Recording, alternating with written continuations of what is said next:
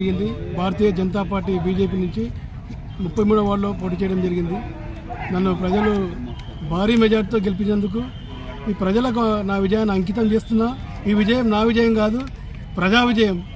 ప్రజలకు నిత్యం నేను అందుబాటులో ఉండి ప్రజాసేవకునిగా ఉంటానని చెప్పి ప్రజలకు మాట ఇవ్వడం జరిగింది. అదేవిధంగా నేను నడుచుకుంటానని తెలియజేస్తున్నా. భారత్ మాతాకి జై, జై శ్రీరామ్. 350 ఓట్ల మెజారిటీతో గెలవడం జరిగింది.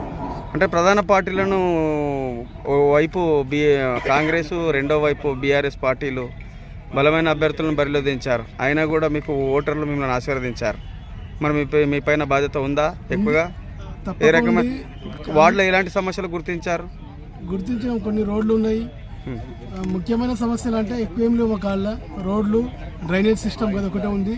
అదేవిధంగా ప్రధాన పార్టీలైన బీఆర్ఎస్, కాంగ్రెస్ భారీగా డబ్బులు పంచినా కానీ ప్రజలు నా వైపే తెలిసిండు. మంచి వ్యక్తికి ఓటు వేసి గెలిపేయాలని చెప్పి ప్రజలు ఎప్పటి నుంచో నిర్ణయించడం జరిగింది. ప్రజలకు అందరికీ నాకు పాదాభివందనాలు ప్రతి ఒక్కరికి.